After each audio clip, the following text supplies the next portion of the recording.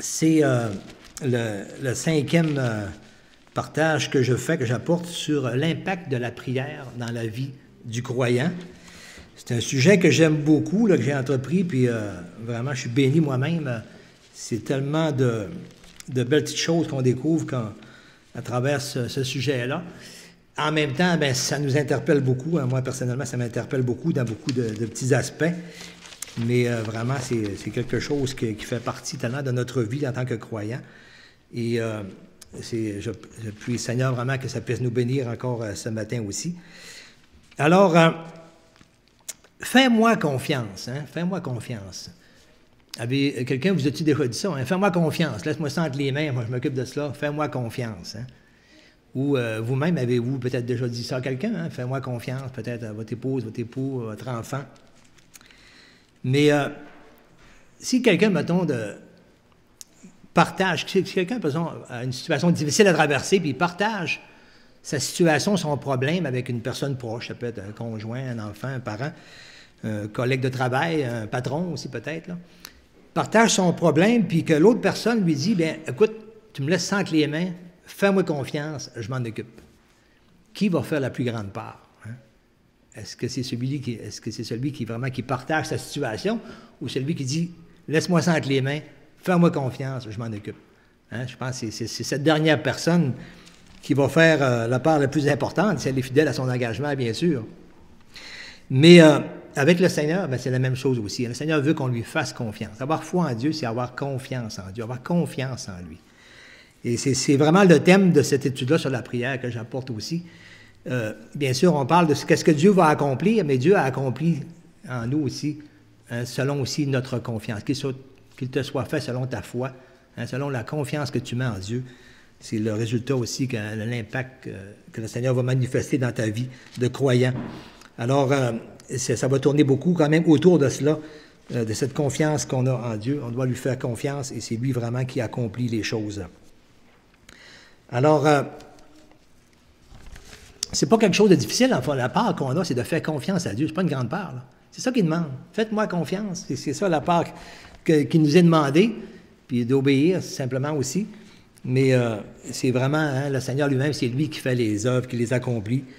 Et alors, c'est quand même simple, mais est-ce que vraiment on en profite, hein, autant qu'on le pourrait, hein, de vraiment mettre notre confiance en Dieu? Alors, j'aimerais ce matin, le personnage principal, ça va être Daniel, mais je ne vais pas tout de suite dans Daniel. On va lire 3-4 petits passages dans le Nouveau Testament, juste pour nous montrer un petit peu, ça va nous faire anticiper les qualités de Daniel, ses qualités spirituelles aussi, en tant comme homme de foi en Dieu, de confiance en Dieu. Alors, on va le voir à travers ces petits principes qu'on va lire avant dans le Nouveau Testament.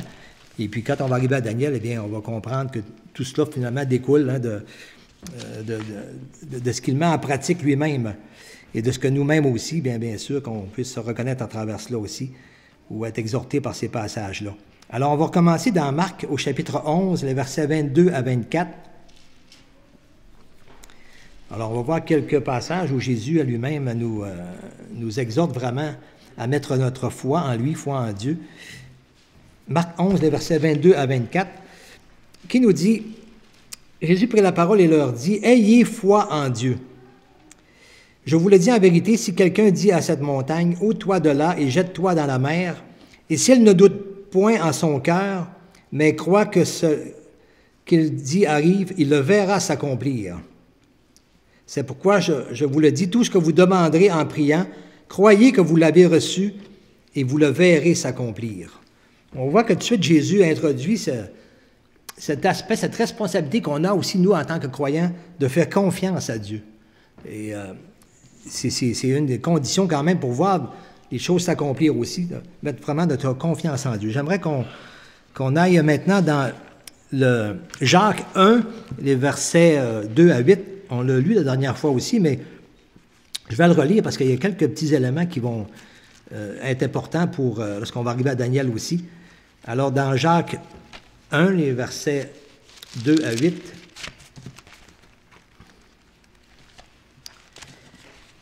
des passages qu'on cite quand même assez souvent. « Mes frères, regardez comme un sujet de joie complète les diverses épreuves auxquelles vous devrez être exposés. » Et on va voir que Daniel est exposé à des épreuves assez spéciales aussi. sachant que l'épreuve de votre foi produit la patience, mais il faut que la patience accomplisse parfaitement son œuvre, afin que vous soyez parfaits et accomplis sans faillir en rien. On voit que Dieu a un plan à travers tout cela. Il n'y a rien qui n'arrive, qui ne soit permis de Dieu, et dans un but justement de nous perfectionner, de nous faire grandir en lui. Alors si quelqu'un d'entre vous manque de sagesse, qu'il la demande à Dieu, qui donne simplement et sans reproche, et elle lui sera donnée. On va voir que dans Daniel, il a été exposé à quelque chose qui demandait vraiment de la sagesse et de la révélation. Mais ça lui a été donné. Il l'a demandé à Dieu, ça lui a été donné. Mais qu'il la demande avec foi, sans douter, car celui qui doute est semblable au flot de la mer, agité par le vent et poussé de côté et d'un autre. Qu'un tel homme ne s'imagine pas qu'il recevra quelque chose du Seigneur, c'est un homme irrésolu, inconstant dans toutes ses voies. Le terme irrésolu ici est assez important parce qu'on va le revoir dans Daniel aussi, au sens contraire, mais parce que c'est un homme résolu. Mais ici, que quelqu'un qui ne croit pas, si je prie Dieu, puis je ne crois pas qu'il va me répondre, bien, ça nous dit qu'un tel homme ne s'imagine pas qu'il recevra quelque chose de Dieu. Alors, Jésus est pas pour rien quand il dit ça, ayez foi en Dieu, ayez confiance. C'est une chose vraiment importante qu'il nous demande. C'est pas une grosse part qu'on a, c'est de lui faire confiance simplement. Mais si je ne lui fais pas confiance, eh bien, à ce moment-là, ça nous dit qu'un tel homme ne s'imagine pas qu'il recevra quelque chose de Dieu. Alors, on voit que le Seigneur nous a donné des responsabilités, là. Il ne faut pas penser que tout est arrangé, là, tout va se faire, peu importe, là. Non, le Seigneur nous a donné quand même des responsabilités, d'avoir confiance en lui. Et puis, il y a le plan de Dieu, mais il y a des éléments vraiment que c'est sûr que Dieu connaît toutes choses à l'avance, mais il nous a donné quand même une responsabilité face à notre confiance en lui. Et ça, il va avoir un impact à ça, un impact. Et si je manque de confiance, il y a un impact aussi. Alors, on est quand même une responsabilité, on est redevable envers Dieu. Et c'est toute une grâce qu'il nous fait, le dépôt qu'il a mis en nous, est vraiment pour le servir et pour avoir un impact. Mais si je suis négligent, ben, j'ai des conséquences, je suis redevable aussi à Dieu pour cela. Et j'aimerais qu'on lit dans Jean 14, le verset 1.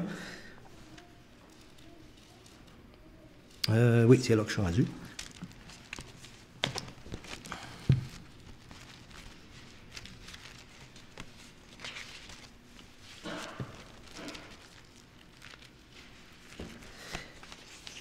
Un petit verset qui est vraiment pas long, mais qui est important. Alors, Jésus dit que votre cœur ne se trouble point. Alors, il y a des situations, des fois, qui peuvent nous troubler, qui peuvent être troublantes. La situation est troublante, mais le Seigneur ne voudrait pas qu'on se trouble. Mais il dit, croyez en Dieu et croyez en moi. C'est-à-dire, faites confiance à Dieu, puis faites-moi confiance. C'est ça que ça veut dire, tout simplement.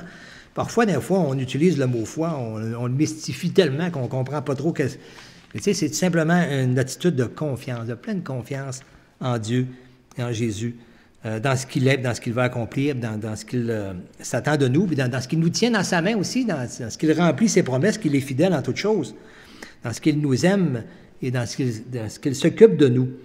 Alors, peu importe les situations qu'il permet, il est là, il est souverain, puis il s'occupe de nous, puis il faut lui faire une pleine confiance. Un autre passage dans le Nouveau Testament, aussi dans 1 Thessaloniciens, le chapitre 2, les versets 10 à 14.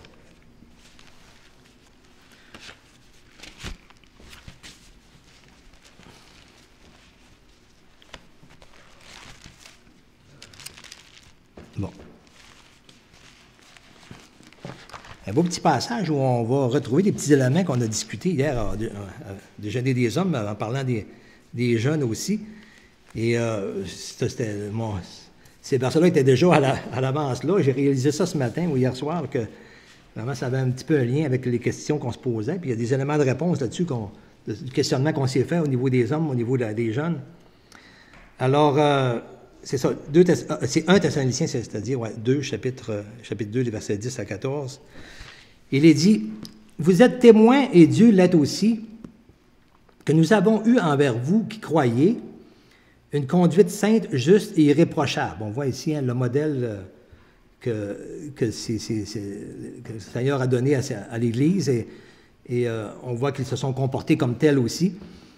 Et vous savez aussi que nous avons eu pour chacun de vous ce qu'un père est pour ses enfants. Hier, on mentionnait que ça ne parle pas beaucoup des enfants dans la Bible. Mais ici, bien, on en a un bel exemple quand même que je trouve tellement bien. Et par rapport au père et ses enfants, eh bien, ça inclut même les jeunes. On voit que c'est dans le contexte beaucoup de leur enfance, de leur éducation. Et ils demeurent toujours nos enfants, mais quand ils sont adultes aussi, il y a encore un impact qui est là aussi. Mais il compare un peu, il dit, vous savez aussi que nous avons été pour chacun de vous ce qu'un père est pour ses enfants. On peut dire, c'est virgule, ça veut dire qu'il explique un peu qu'est-ce que c'est un père pour ses enfants. Verset 12, vous exhortant, vous consolant, vous conjurant de marcher d'une manière digne de Dieu qui vous a appelé à son royaume et à sa gloire. Hein, on voit un petit peu, moi je trouve que ça répond beaucoup à des questions qu'on se posait hier aussi, de ce qu'un père, de ce que Dieu s'attend d'un père envers ses enfants.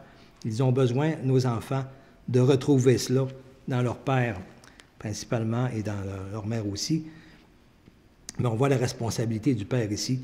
Alors, il dit, c'est pourquoi nous rendons continuellement grâce à Dieu de ce qu'en recevant la parole de Dieu que nous vous avons fait entendre, vous l'avez reçue non comme la parole des hommes, mais ainsi qu'elle l'est véritablement, comme la parole de Dieu qui agit en vous qui croyez. Ça, c'est tout qu'un passage, ça.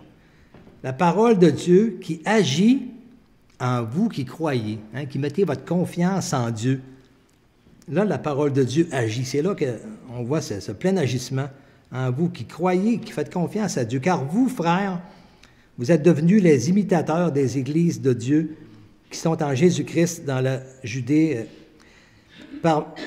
parce que vous aussi, vous avez souffert de la part de vos propres compatriotes, de même mots qu'elles ont souffert de la part des Juifs. Alors oui, on s'arrête au verset 14. Alors on voit aussi que on a comme modèle, en tant que croyants, vous savez, on regarde les modèles qu'on a. Et nos premiers modèles, c'est sûr, au point de vue doctrinal, c'est tout ce que les modèles que la parole de Dieu nous présente. On retrouve tous les éléments de notre comportement, d'aller chercher les modèles-là de conduite et devant Dieu comme croyant. Mais aussi, au niveau application, là, on va regarder beaucoup plus le modèle qu'on a près de nous, dans notre assemblée locale. Les gens qu'on entend, qu'on écoute, qu'on voit marcher, qu'on voit se comporter. Et comme ici, ça dit que vous-même, si vous avez été comme les imitateurs de ceux que vous avez vus, de ces modèles-là. Et c'est encore vrai aujourd'hui. C'est pour ça qu'on a... C'est une grande importance qu'on a, chacun de nous, surtout les plus vieux dans l'Église aussi, sur les jeunes croyants qui commencent. Ils nous ont comme modèle, veut pas. Et si quelqu'un, mettons, connaît Dieu à travers la Bible sans avoir connu aucune Église locale, ça, c'est arrivé. Hein, les gens ont eu la parole, puis ils ont lu ça. Eux, ils ont les modèles bibliques. Puis souvent, on va voir peut-être plus un zèle fervent dans ces personnes-là que quelqu'un qui va avoir connu le Seigneur dans une église où, tu sais, ça avance plus. Mettons, c'est stagné un peu, là. Je ne parle pas d'ici, mais mettons que c'est plus ou moins... Parce qu'il y a l'influence, il y a des modèles, des fois, qui peuvent être un petit peu, pas nécessairement les mêmes modèles que tu retrouves dans la parole. Mais au niveau par contre, l'Église locale, elle est là pour l'encadrement, pour l'entourement, souvent, ces personnes-là, il peut y avoir un manque aussi de discernement, d'expérience, parce qu'il n'y a pas l'expérience de l'Église, des enseignants qui sont là, des gens d'expérience. Il peut y avoir des erreurs, mais par contre, au niveau du zèle, des fois, il va y avoir des fois un zèle qui va être plus fervent. Mais nous aussi, c'est sûr que nos premiers modèles sont les modèles bibliques, mais nous avons une très grande influence en tant que croyants sur les modèles qu'on a autour de nous, et c'est le modèle que nous sommes aussi pour les jeunes croyants et pour nos enfants. Et on en parlait justement hier de ça aussi, de l'impact, là. Alors, on aura beau leur donner ces modèles-là, mais si on n'est pas, nous, un modèle comme ces modèles-là, ben, tu sais, ils vont les oublier, ces modèles-là, là. Et ce qu'ils vont retenir, c'est ce qu'ils ont vu de nous, qui faisons profession d'être des croyants. Et alors, notre comportement, eh bien, c'est là qu'il va avoir vraiment un impact. Alors, j'aimerais qu'on regarde dans Luc 16, les versets 10 et 11. On revient à ce que Jésus a enseigné. J'aime beaucoup prendre des textes directement, souvent, de ce que Jésus a dit. quoique ce sont tous des textes inspirés hein, par l'Esprit de Christ aussi, mais j'aime aussi citer des passages directement de ce qu'il a dit à ses disciples. Luc 16, les versets 10 et 11, ça nous dit « Celui qui est fidèle dans les moindres choses l'est aussi dans les grandes, et celui qui est injuste dans les moindres choses l'est aussi dans les grandes. Alors si donc vous n'avez pas été fidèle dans les richesses injustes, ou les richesses hein, de ce monde, on pourrait dire, qui vous confiera les véritables, hein, les choses célestes, vraiment? » Alors, on voit qu'on a des petits tests à passer en tant que croyants. Puis comment on se comporte hein, avec les choses matérielles, monétaires, peu importe, physique, terre à terre. Comment est-ce qu'on se comporte dans ces choses-là? C'est notre fidélité, on va se retrouver aussi dans les choses spirituelles, les choses du royaume de Dieu. Ça va suivre un peu comme en parallèle, tout cela. On est la même personne et on va réagir de la même façon. Dans Matthieu 25, qui est un passage qui est pas mal dans ce sens-là aussi, Matthieu 25, les versets 20 et 21,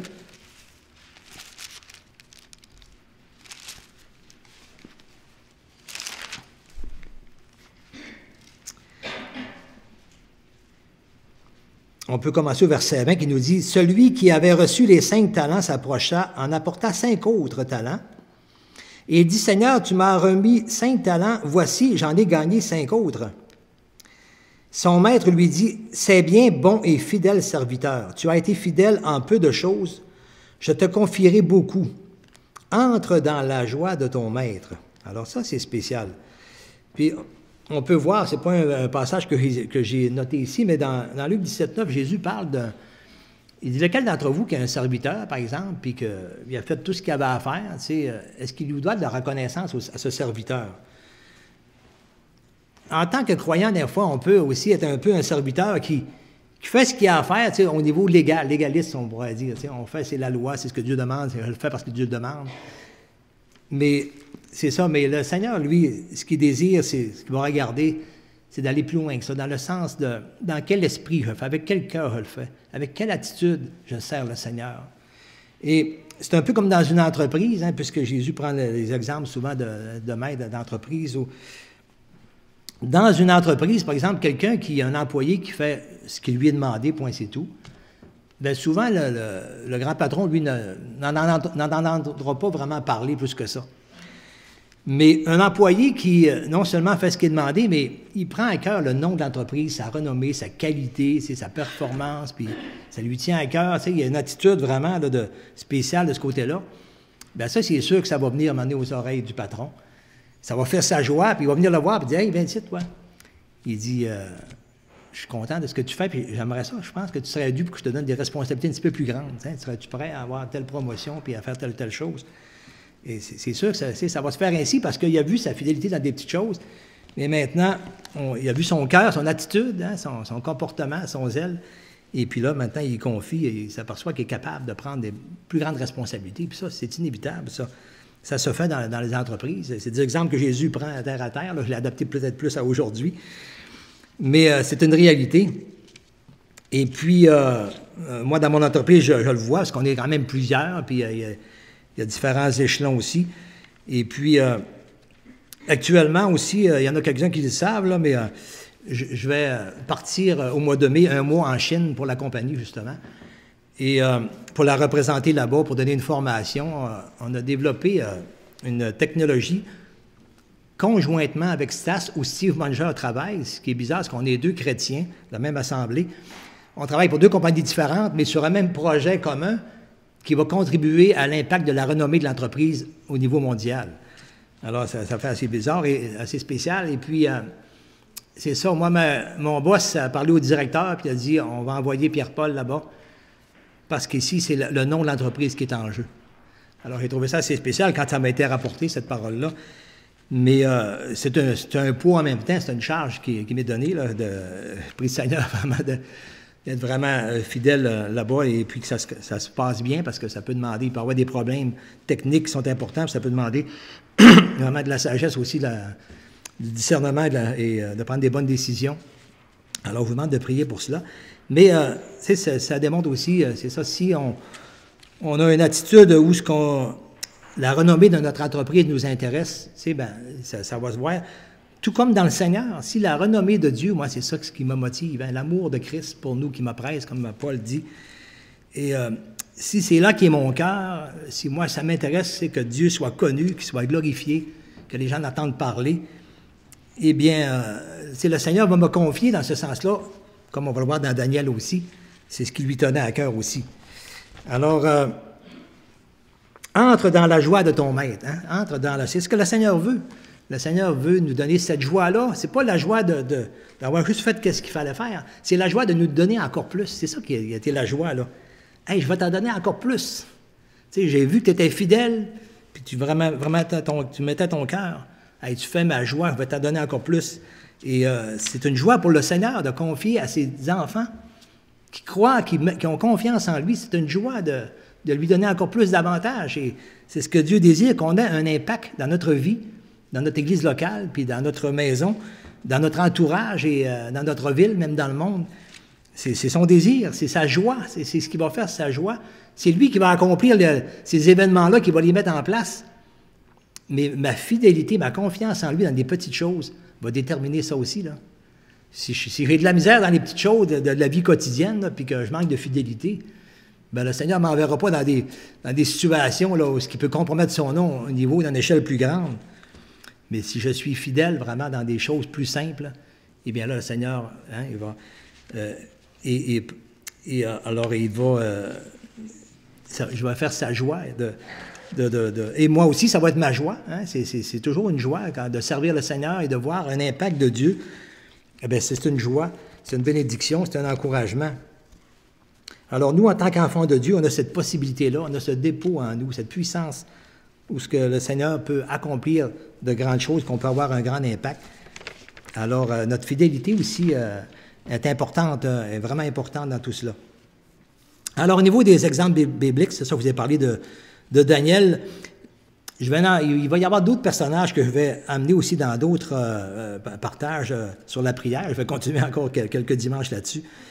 Et ce sont des personnages, justement, qui ont eu un impact dans leur vie, dans leur milieu de vie, et par rapport à leur prière aussi. Des personnages qui croyaient que Dieu voit la situation, que Dieu entend la prière, que Dieu est au contrôle de tout, hein, de toute situation qui intervient, et qu'il peut tout, et qu'on peut vraiment lui faire confiance. On peut lui demander d'intervenir. Les gens qui croyaient qu'on peut demander à Dieu d'intervenir, même dans des situations là, impossibles. Alors, bien sûr, si on cherche sa gloire ou sa renommée, c'est ce que ça veut dire, sa gloire, hein? Si on cherche la renommée, que Dieu soit connu, si on cherche le royaume de Dieu, qu'il règne dans les cœurs, alors ça, c'est ma petite part, d'avoir ma confiance en lui, puis de rechercher sa renommée, sa gloire et son royaume.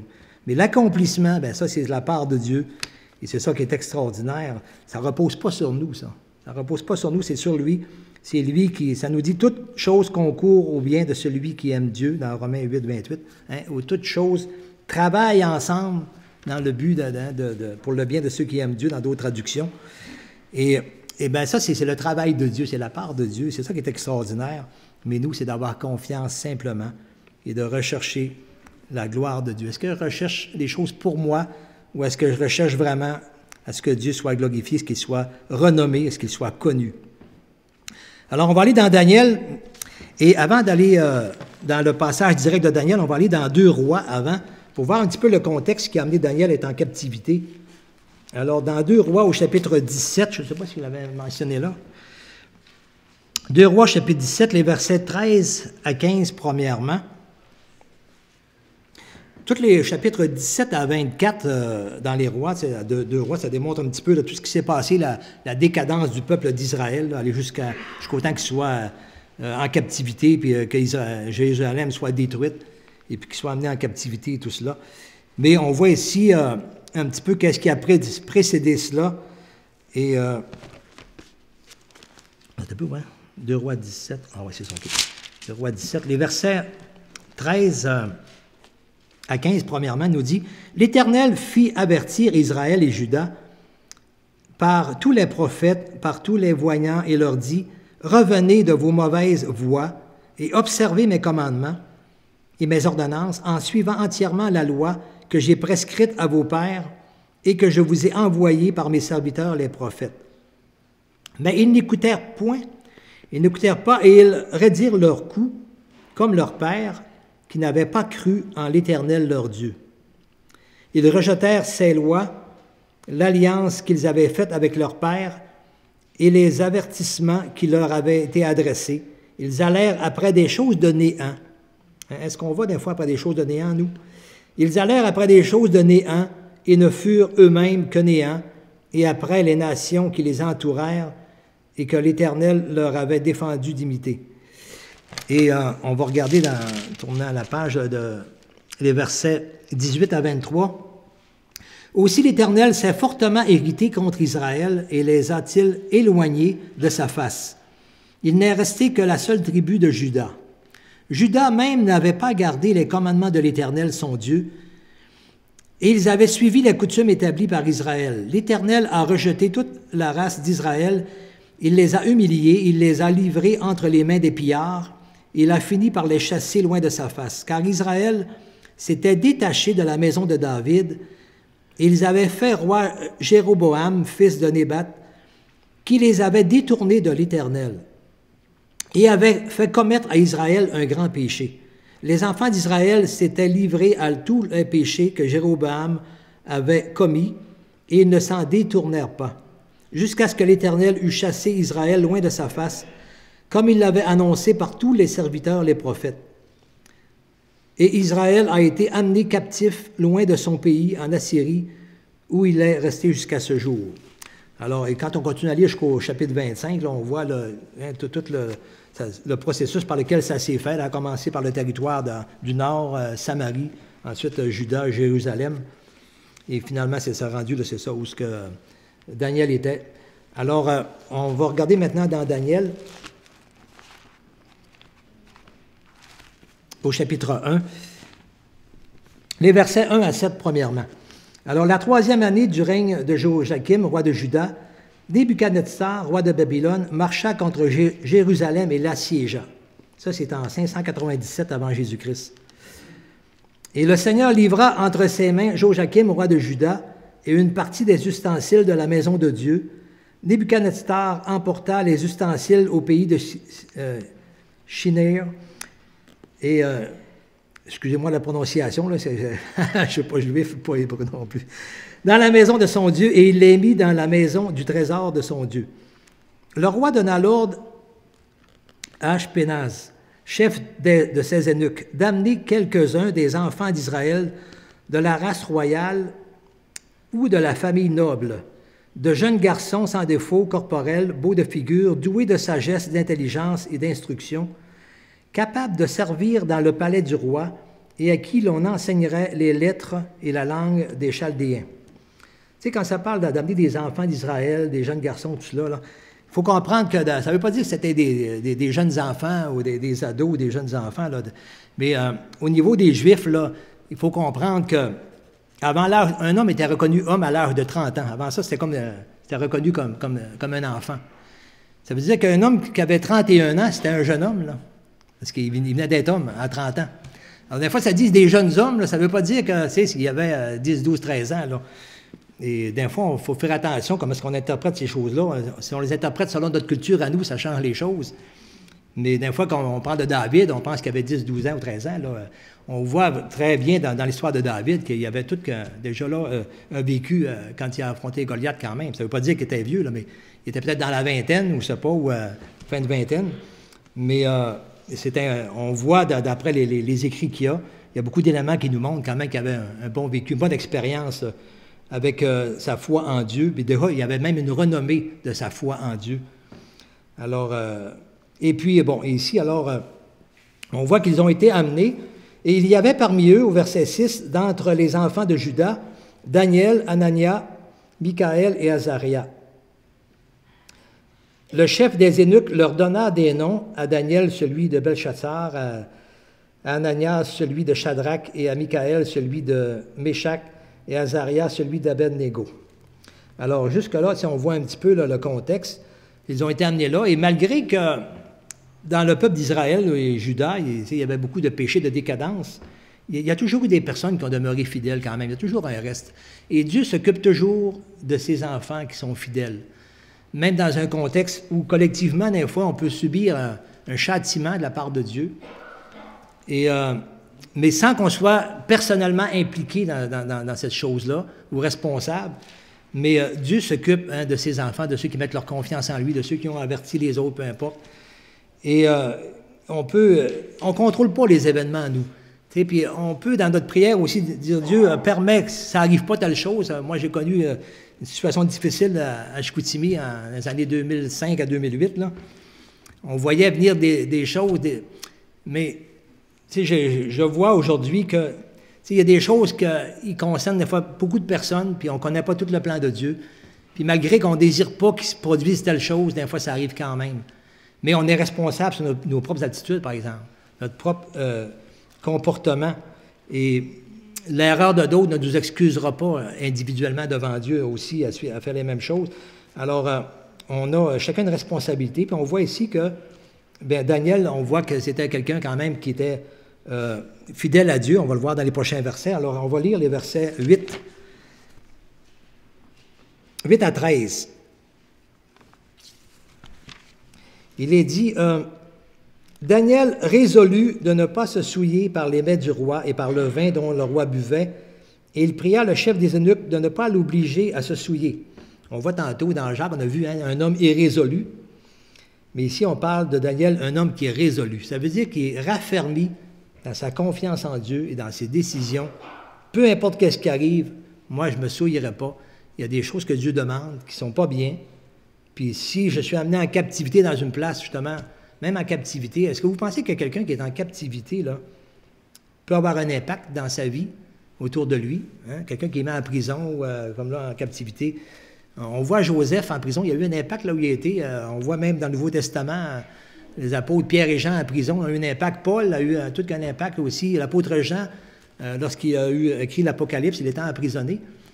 Et beaucoup d'exemples aussi de personnages de l'histoire de l'Église jusqu'à aujourd'hui ont connu la prison, puis ont eu tout un impact aussi. On pense à John Bunyan, le voyage du pèlerin, puis beaucoup d'hommes de Dieu ont fait de la prison, puis ont eu tout un impact par leurs écrits, et ont composé des chants même, ou des exhortations, des messages. Alors, même si on est en captivité, ça ne nous dégage pas de nos responsabilités envers Dieu, de notre fidélité. Et ici, ce n'était pas facile parce que dans un pays où ce qui ont été amenés, c'est des gens qui n'ont aucun égard à leur foi, premièrement. Et puis, la valeur de la vie, là, on vous assure, quand quelqu'un qui désobéit à un roi, là, il a été mis à mort, puis ça passe pas à côté. Là, tu ne peux pas te répliquer là-dessus. Mais on voit Daniel, au lieu de paniquer dans la peur, est résolu de ne pas se souiller dans les mets du roi, parce qu'il y avait quand même, souvent, il y avait des fois des viandes sacrifiées à leurs idoles. Et aussi des animaux aussi qui ne pouvaient pas se nourrir, ou souvent c'était vraiment là, des choses de gaspillage ou de la gloutonnerie, des choses comme cela. Là. Mais Daniel ne voulait pas se souiller. Alors, mais il agit, il y en a qui ont un zèle d'un fois à tout débâtir. Là. Ben, moi, il n'est pas question que je fasse ça. Puis finalement, ce n'est pas un témoignage. Là. Mais ce que j'aime beaucoup dans Daniel, on voit la sagesse, sa prudence. Comment est-ce qu'il va agir? Il pria le chef des eunuques de ne pas l'obliger à se souiller. Hein, comme Jésus dit, cherchez, demandez et on vous répondra, cherchez et vous trouverez, frappez et on vous ouvrira. Alors Dieu fit trouver à Daniel faveur et grâce devant le chef des eunuques. Le chef des eunuques dit à Daniel, « Je crains mon Seigneur le roi qui a fixé ce que vous devez manger et boire. Car pourquoi verrait-il votre visage plus abattu que celui des jeunes gens de votre âge? Vous exposeriez ma tête auprès du roi. » Alors Daniel dit à l'intendant, à qui le chef des eunuques avait remis la surveillance de Daniel, d'Anania et de Michaël et de Azaria, « Éprouve tes serviteurs pendant 10 jours, et qu'on nous donne des légumes à manger et de l'eau à boire. Tu regarderas ensuite notre visage et celui des jeunes gens qui mangent les mets du roi, et tu agiras avec tes serviteurs d'après ce que tu auras vu. » On voit ici, comme le respect de l'autorité. Il parle à un chef, il le respecte, il démontre qu'il le respecte, il agit avec sagesse, avec prudence. Puis il essaie de lui expliquer que, tu vas voir, on ne perdra rien, on ne sera pas en défaut par rapport aux autres, tu vas voir.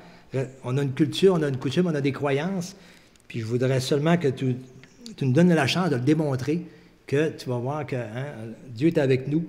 Puis on va répondre aux attentes du roi aussi bien que ceux qui vont manger les autres mets. Et au verset 14, « Et il leur accorda ce qu'ils demandaient et les éprouva pendant 10 jours. Hein? Alors, cherchez et vous trouverez, frappez et on vous ouvrira. Et on voit que Dieu dispose même les autorités en faveur des croyants. Ça m'est arrivé souvent, et chacun de vous, je pense que vous avez peut-être des témoignages là-dessus. Mais quand on est respectueux des autorités, eh bien, Dieu va disposer leur cœur. Mais si on veut arriver trop d'une façon, là, il faut agir vraiment avec sagesse et demander avec calme, avec respect. Alors, c'est ça. Il leur accorda ce qu'ils demandèrent. Il les éprouva pendant 10 jours, au verset 15. Au bout de 10 jours, ils avaient meilleur visage et plus d'embonpoint que tous les jeunes gens qui mangeaient les mets du roi. L'intendant emportait les mets et le vin qui leur était destiné, et il leur donnait des légumes. Dieu accorda, on voit que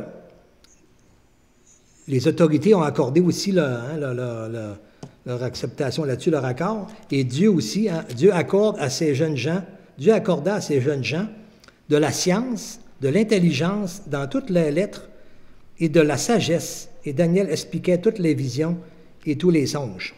On voit que c'est Dieu qui accorde ces choses-là. Hein? C'est Dieu en réponse vraiment à la prière, à la confiance en lui. Au terme fixé par le roi, au verset 18, pour qu'on lui amena, le chef des eunuques les présenta à Nebuchadnezzar. Le roi s'entretient avec eux, et parmi tous ces jeunes gens, il ne s'en trouva aucun comme Daniel, Anania, Michaël et Azaria, et ils furent donc admis au service du roi. On voit la fidélité avec Dieu, comment le Seigneur, lui, s'occupe d'élever après ça les personnes pour qu'il y ait un impact encore plus grand. C'est ça l'idée là, aussi. Là, hein? La joie de ton maître. Si tu es fidèle dans les petites choses, moi, je vais t'en confier des grandes avec joie. Et c'est ça que Dieu fait. Il le met en poste, un peu comme Joseph a été aussi. Dans sa fidélité, Dieu l'a amené justement à être capable là, de faire la joie de Dieu dans un plan merveilleux, d'un impact extraordinaire sur tout le monde de son époque et aller jusqu'à aujourd'hui. Alors au verset 20, sur tous les objets qui réclamaient de la sagesse et de l'intelligence et sur lesquels le roi les interrogeait, il les trouvait 10 fois supérieurs à tous les magiciens et les astrologues qui étaient dans tout son royaume. Ainsi fut Daniel jusqu'à la première année du roi Cyrus. Alors on voit un homme résolu, un homme fidèle, un homme qui a confiance en Dieu, un homme qui agit avec prudence, qui respecte les autorités, mais finalement, comme on l'a vu tantôt, et qui marche d'une manière qui est digne de quelqu'un qui croit en Dieu. C'est comme ça qu'il faut marcher aussi aujourd'hui. Marcher d'une manière digne de quelqu'un qui croit en Dieu, dans ce respect, dans cette confiance en Dieu, peu importe les circonstances. Je trouve que je suis rendu dans ma feuille. OK, là, je suis rendu au chapitre 2. Alors là, on voit ici maintenant, aussi, on voit qu'il était amené en entretien avec le roi, c'est quelque chose. Hein? Et on voit Paul aussi qui a été amené devant des rois, et Jésus qui a averti, hein, vous savez, peut-être même conduit devant des rois, des tribunaux, tout ça, pour rendre compte de mon nom. Alors, c'était une grâce que Dieu permet là, de se rendre jusque-là aussi. Et pour glorifier, pour que son nom soit glorifié, c'est ce qui a permis aussi à Paul hein, d'annoncer l'Évangile et d'avoir tout un rayonnement au niveau de l'Évangile. Et on voit aussi dans Acte 4, il dit qu'ils trouvèrent grâce auprès du peuple. Alors, c'est ça, par notre fidélité avec Dieu, notre sagesse, notre prudence, notre amour, eh bien, le Seigneur va faire qu'on va trouver grâce auprès des autorités, puis auprès du peuple, puis auprès même de nos collègues chrétiens aussi, de nos proches, nos frères et sœurs dans la foi. Daniel 2, maintenant, on voit la seconde année du règne de Nebuchadnezzar. Nebuchadnezzar eut des songes. Il avait l'esprit agité et il ne pouvait dormir. Le roi fit appeler les magiciens, les astrologues, les enchanteurs et les chaldéens pour qu'ils lui disent ses songes. Ils vinrent et se présentèrent devant le roi. Et le roi leur dit, « J'ai eu un songe, mon esprit est agité et je voudrais connaître ce songe. » Les Chaldéens répondirent au roi en langue araméenne, « Ô roi, vis éternellement, dis le songe à tes serviteurs, et nous en donnerons l'explication. » Le roi leur reprit la parole et dit aux Chaldéens, « La chose m'a échappé. Si vous ne me faites connaître le songe et son explication, vous serez mis en pièces et vos maisons seront réduites en un tas d'immondice. » On voit toute la conséquence que pouvaient avoir des décisions à ce temps-là, si on contredit un roi. « Mais si vous me dites le songe et son explication, vous recevrez de moi des dons et des présents et de grands honneurs. C'est pourquoi dites-moi le songe et son explication. » Ils répondirent pour la seconde fois que le roi dise le songe à ses serviteurs et nous en donnerons l'explication. Le roi reprit la parole et dit, « Je m'aperçois en vérité que vous voulez gagner du temps, parce que vous voyez que la chose m'a échappé. Si donc vous ne me faites pas connaître le songe, la même sentence vous enveloppera tous. Vous voulez vous préparer à me dire des mensonges et des faussetés en attendant que les temps soient changés. C'est pourquoi dites-moi le songe et je saurai si vous êtes capable de m'en donner l'explication. » Les Chaldéens répondirent au roi, « Il n'est personne sur la terre qui puisse dire ce que demande le roi. Aussi, jamais roi, quelque grand et puissant qu'il ait été, n'a exigé une pareille chose d'aucun magicien, astrologue ou chaldéen. Ce que le roi demande est difficile. Il n'y a personne qui puisse le dire au roi, excepté les dieux, dont la demeure n'est pas parmi les hommes. » Là-dessus, le roi se mit en colère et s'irrita violemment. Il ordonna qu'on fasse périr tous les sages de Babylone. La sentence fut publiée, les sages étaient mis à mort et l'on cherchait Daniel et ses compagnons pour les faire périr. Alors on voit une mise en situation dont eux autres, Daniel et ses compagnons n'avaient aucun contrôle dans tous ces événements-là. C'est des événements qu'il subit, mais comment va-t-il réagir, ce Daniel-là et ses compagnons? On voit que c'est une situation qui est vraiment impossible à tout être humain, c'était impossible. Mais le roi il insiste, mais on voit que c'est Dieu qui a préparé ces événements, qui orchestre ces événements-là pour se glorifier. Et puis, maintenant, Daniel est mis au courant de cela, bien sûr, parce qu'on le recherchait. Alors, Daniel, au verset 14, s'adressa d'une manière prudente et sensée, comme un homme prudent et sensé, à Arjoc, chef des gardes du roi, qui était sorti pour mettre à mort les sages de Babylone. Il prit la parole et dit à Arjoc, commandant du roi, « Pourquoi la sentence du roi est-elle si sévère? » Arjoc exposa la chose à Daniel. Et Daniel se rendit vers le roi et le pria de lui accorder du temps pour donner au roi l'explication. Alors lui, il n'a pas fait comme les autres, il n'a pas dit que c'était impossible tout ça, il a dit, « Donne-moi du temps. » Probablement qu'il a dû lui dire, « Moi, je connais Dieu, le Dieu qui est créateur, et il va me l'accorder. » Alors, il a demandé du temps, et ça a sûrement été accordé. Et on voit tout de suite la réaction de Daniel aussi. Il faut se mettre à sa place. Comment est-ce qu'on réagirait, nous, dans une situation comme cela? Comment est-ce qu'on réagirait dans une situation où on rencontre, peut-être pas la même, mais une situation où on rencontre une impossibilité, là, un problème terrible, une situation qui peut compromettre peut-être tout notre avenir, peut-être notre vie, on ne sait pas. Mais comment est-ce qu'on réagirait? Et on voit ici que Daniel réagit avec calme et confiance, avec prudence, avec sagesse. Et qu'est-ce qu'il fait? Eh bien, il va commencer par réunir ses amis, ses compagnons dans la foi, si on pourrait dire, en Dieu, et pour s'associer ensemble. Et c'est ce qu'il faut faire en tant que croyant aussi, quand on a une situation vraiment qui nous dépasse, et où on a besoin vraiment de l'intervention de Dieu, c'est crucial. Eh bien, on doit s'accorder ensemble, des frères, surtout ceux qui vivent la même situation, qui sont touchés par la même épreuve, la même chose, et on peut partager ensemble dans la prière vraiment ça. On connaît la situation, et on s'accorde ensemble pour demander l'aide de Dieu. Alors, comme je l'ai dit, c'est dans la confiance, et c'est dans le calme et la confiance que sera votre force. Hein? Et c'est ainsi que Daniel a agi aussi. Mais ce n'est pas dans la panique qu'on va être notre force en tant que croyant. C'est dans la confiance en Dieu. Le calme et la confiance que sera notre force. Alors, au verset 17, ensuite, Daniel alla dans sa maison et il instruisit de cette affaire Anania, Michaël et Azaria, ses compagnons, les engageant à implorer la miséricorde du Dieu des cieux afin qu'on ne fît pas périr Daniel et ses compagnons avec le reste des sages de Babylone. Parce que lui était bien conscient qu'on n'est pas les mêmes personnes, là. Nous, on est là, on croit en un Dieu, un seul Dieu qui est créateur. C'est lui qu'on sert. Hein? On est son peuple, ses enfants. C'est en lui qu'on croit. Et on ne veut pas être mis sur le même rang que ces personnes-là qui sont incroyants, incrédules, hein, incirconcis, et qui sont incrédules par rapport à Dieu. Alors, ils s'accordent ensemble pour prier vraiment l'aide de Dieu, implorer sa miséricorde du Dieu des cieux, afin qu'on ne le fasse pas périr avec le même sort que ces gens-là. Au verset 19, « Alors le secret fut révélé à Daniel dans une vision pendant la nuit, et Daniel bénit le Dieu des cieux. Daniel prit la parole et dit, « Béni soit le nom de Dieu, d'éternité en éternité. À lui appartiennent la sagesse et la force. » Ça fait penser, ce matin, on a eu des chants là, qui se disaient, hein, « Béni soit ton nom ». Des chants qui vraiment, on voit ici dans le cœur de Daniel, qu'il y a comme ce chant-là, là, d'élever Dieu, qu'il soit béni. Et il y a un chant aussi qu'on a vu à l'offrande, ça disait, «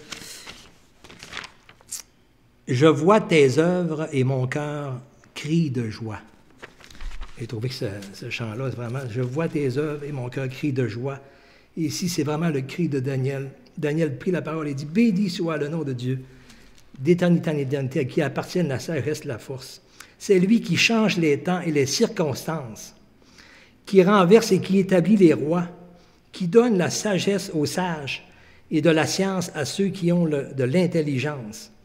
Il révèle ce qui est profond et caché, il connaît ce qui est dans les ténèbres, et la lumière demeure avec lui. Dieu de mes pères, je te glorifie, je te loue de ce que tu m'as donné la sagesse et la force, de ce que tu m'as fait connaître, de ce que nous t'avons demandé, et de ce que tu nous as révélé le secret du roi. Alors on voit, hein, c'est Dieu qui a accordé cela. C'est dans le calme et la confiance que sera votre force. S'accorder ensemble dans la prière, mettre toute sa confiance en Dieu. Et comme il a été fidèle dans les petites choses, hein, Dieu a confié de plus grandes choses qui auront tout qu'un impact, parce que le songe concernait en même temps là, tout l'avenir là, des royaumes, aller jusqu'à la fin des temps, des événements qui vont se produire. Alors, on ne décortira pas l'explication du songe, mais c'était surtout de montrer l'attitude de Daniel et de ses compagnons face à des situations vraiment bouleversantes et troublantes humainement, même impossibles. Mais on voit combien il a mis toute sa confiance en Dieu et que Dieu n'a pas déçu, loin de là. Il y a une personne, dernièrement, il n'y a pas longtemps, une chrétienne qui... les choses ne se sont pas déroulées du tout comme elle espérait. Et puis, sa réaction, elle avait dit « Ah, je savais que ça ne marcherait pas, je connais Dieu. » Tu sais, puis, elle était vraiment déçue et brisée que ça n'a pas marché selon sa prière, selon son désir.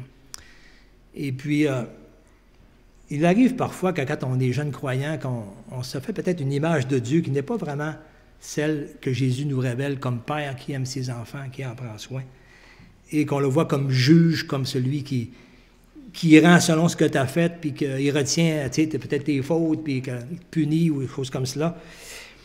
Mais et ça, c'est à faire attention, parce que si on demeure dans cette pensée-là, ça va nous affecter tout le reste de notre vie chrétienne.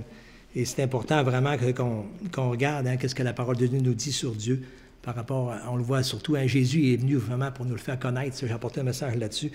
Et on le voit beaucoup dans les évangiles. Ce Père qui vient aussi de faire grâce, miséricorde et pardon, qui est payé à notre place le prix de nos fautes, tout cela. Et si je ne m'attends pas de lui, si je suis sûr qu'il ne me répondra pas, je fais le prix pour rien. Ça dit qu'un tel homme ne s'imagine pas qu'il recevra quelque chose de Dieu.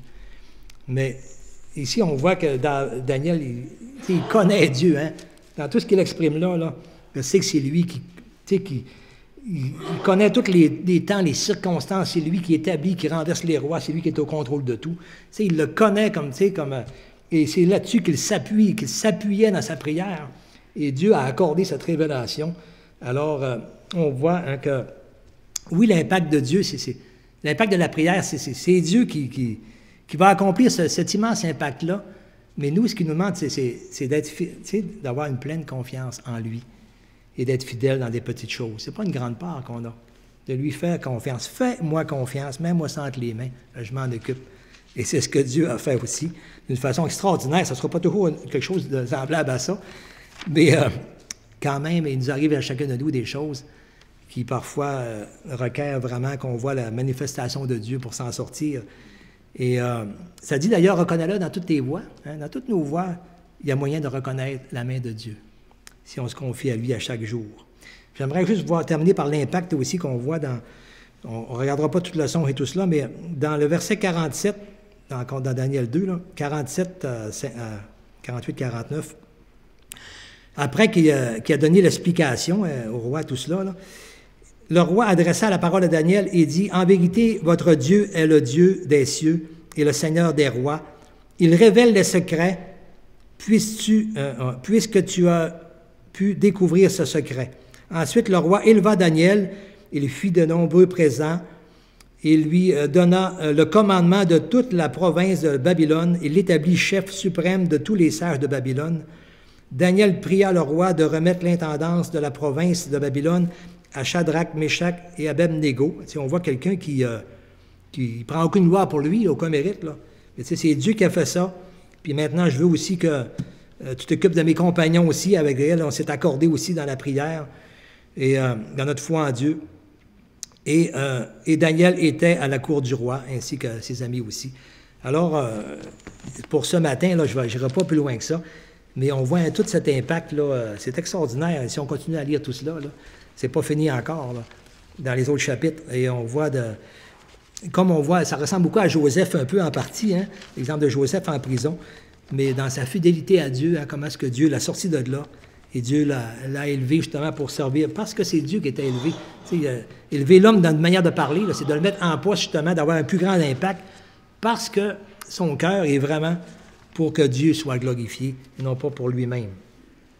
Alors juste en conclusion, eh bien, Daniel était un homme résolu dans sa foi, dans sa confiance en Dieu, fidèle dans les petites choses, et où plusieurs, des fois, vont céder à la peur. Hein. Des petites choses, souvent, où nous, on cède à la panique, des fois, pour pas mal moins que pas grand-chose. Mais regardons et considérons ce modèle-là qui nous est donné. Et c'était un homme de la même nature que nous, ça ne faut pas l'oublier. En plus, on a un avantage sur lui. On a beaucoup plus de connaissances de la parole. Il n'y avait pas beaucoup d'écrits en ce temps-là comparé à tout ce qu'on a aujourd'hui, nous, le Nouveau Testament, toute la révélation complète, avec l'Esprit de Christ en nous, la nouvelle naissance.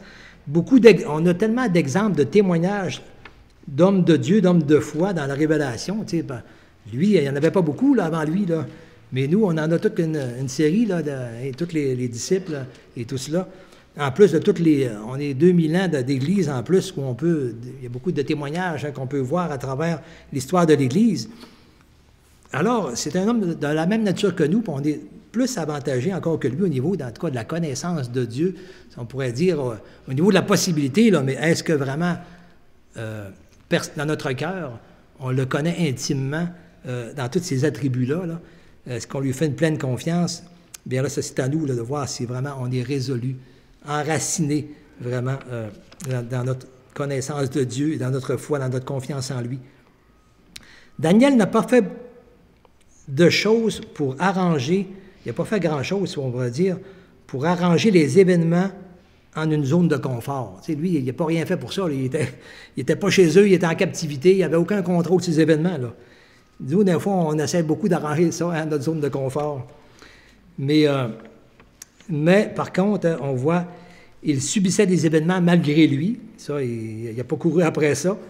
Il les subissait, mais dans le calme et la confiance en Dieu, la prière, l'intercession, la fidélité dans sa marche avec Dieu, son exemple, son modèle hein, devant les hommes, devant Dieu, devant les hommes. Mais c'est Dieu qui accomplissait les choses extraordinaires, qui orchestrait les événements et qui répondait aux prières, qui produisait l'impact, qui produisait l'impossible. Hein. Et alors, même étant menacé de mort, on le voit aussi, les compagnons de Daniel, hein, par rapport à la fournaise ardente, tout cela, on voit comment est-ce que Dieu est intervenu. Alors, c'est vraiment un modèle pour nous, aujourd'hui. Et on voit, hein, comme on l'a lu tout à l'heure, hein, quand Paul dit cette parole qui agit en vous qui croyez, qui agit puissamment en vous qui croyez, eh bien, c'est ce que le Seigneur désire pour nous aussi. C'est ce qui va faire sa joie. Le Seigneur veut faire sa joie de sa parole qui agit puissamment en nous qui croyons, qui mettons notre confiance en Dieu, pleinement notre confiance en Dieu. C'est vraiment la grâce que je souhaite à chacun, qu'on puisse s'encourager et s'exhorter par ces témoignages-là, ces exemples, ces modèles bibliques. Puis on en aura d'autres aussi dans les prochains dimanches où je continuerai dans cette étude sur la prière. On va terminer par un petit mot de prière pendant que les musiciens s'avancent. Alors Seigneur, notre Dieu, on te remercie pour ta parole, pour ton esprit, Tu es tellement grand, Seigneur, tellement extraordinaire, et nous sommes si petits, mais tu nous aimes, et nous sommes insignifiants, on pourrait dire, sur toute cette terre, dans toute cette création, qu'est-ce que nous sommes? Mais tu nous aimes, Seigneur, et tu nous as choisis pour être tes enfants, tu nous as élus, tu nous as sanctifiés, tu es mort pour nous. Tu nous donnes ton héritage, tu nous donnes ton esprit, tu nous donnes la vie éternelle. Et Seigneur, tu veux que nous te glorifions sur cette terre avant que tu viennes nous chercher. Tu nous gardes ici-bas pour cela, que nous puissions t'honorer, Seigneur, par notre marche, par notre conduite. Aide-nous à être fidèles dans toutes les moindres choses de la vie et qu'on puisse faire ta joie, Seigneur, d'avoir un impact autour de nous afin que ton nom soit connu, qu'il soit renommé par le témoignage vivant de tes enfants dans lequel tu habites, vivant et réellement, Seigneur. Au nom de Jésus. Amen. Merci.